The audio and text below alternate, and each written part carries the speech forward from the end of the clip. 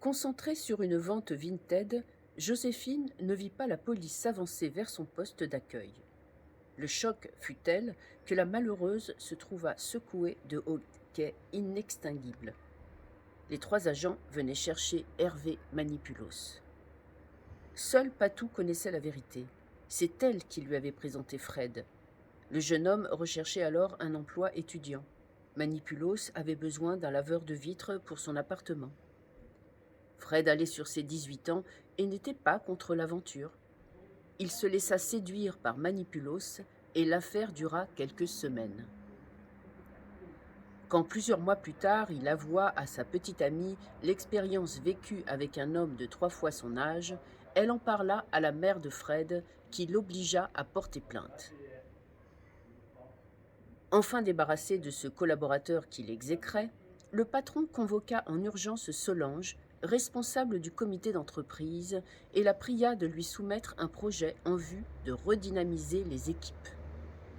Elle lui proposa spontanément d'organiser une fête et profita de cet échange privilégié pour plaider la cause de Banivelle en lui rappelant sa disponibilité sans faille lorsqu'il s'agissait d'assurer les courses les plus urgentes.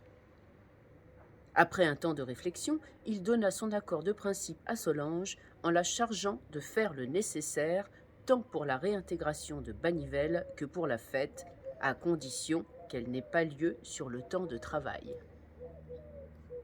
Avec la complicité de Lorient, Solange réussit à s'assurer la présence de Banivelle à l'apéritif traditionnel du vendredi au bar des habitués, en présence d'Agnès et d'Olivia. « À Banivelle !»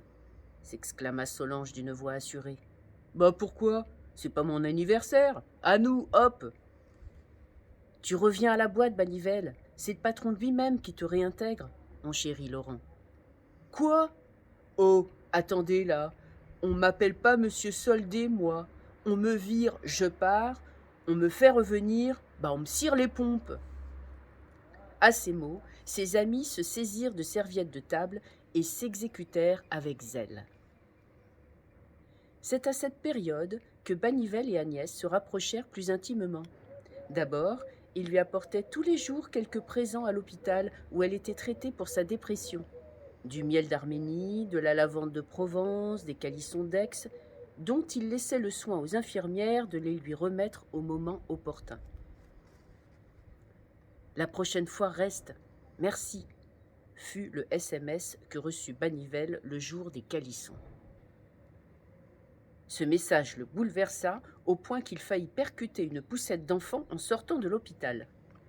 Le lendemain, il lui apporta l'album live du concert de Johnny qu'ils avaient vu ensemble. Quand Olivia put enfin faire l'acquisition de son bateau, elle invita ses 3 amis pour son baptême de navigation. On but et on mangea à satiété, on joua à faire coucou aux promeneurs sur la rive, on s'embrassa, on chanta, on se fit livrer des sushis en soirée, le champagne fut sabré une fois le nom trouvé, la baignoire. Et l'amitié, des 4 désormais inséparables, fut scellée sur la scène, juste en face de la Statue de la Liberté.